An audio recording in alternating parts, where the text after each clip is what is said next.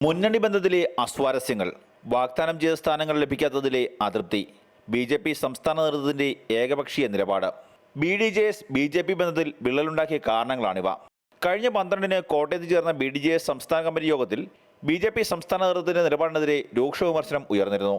ബി.ഡി.ജെ.എസിനെ ബി.ജെ.പിയിലേക്ക് കൊണ്ടുവരാൻ ബി.ജെ.പി. ദേശീയ നേതൃത്വം ബോർഡ് കോർപ്പറേഷൻ ചെയർമാൻ സ്ഥാനങ്ങളടക്കം വാഗ്ദാനം ചെയ്തിരുന്നു. എന്നാൽ നാളിതുവരെ യാതൊരു പരിഗണനയും ബി.ഡി.ജെ.എസിനോ മറ്റ് ഘടകകക്ഷികൾക്കോ ലഭിച്ചിട്ടില്ല. ലോ അക്കാദമി, റേഷൻ വിഷയങ്ങളിലടക്കം സംസ്ഥാന സർക്കാരിനെതിരെയുള്ള പല സമരങ്ങളും ബി.ജെ.പി. ഒറ്റയ്ക്ക് ഏറ്റെടുക്കുന്നതിലും ബി.ഡി.ജെ.എസിന് അതൃപ്തിയുണ്ട്.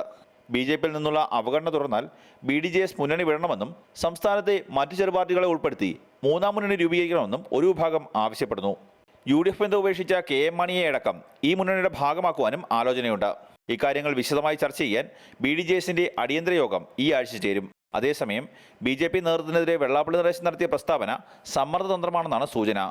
ബി.ജെ.പിയുടെ അവഗണന അവസാനിപ്പിക്കുവാനും അതിലൂടെ വാഗ്ദാനങ്ങൾ നേടിയെടുക്കാനുമുള്ള തന്ത്രമായും ഈ നീക്കത്തെ വിലയിരുത്തപ്പെടുന്നു.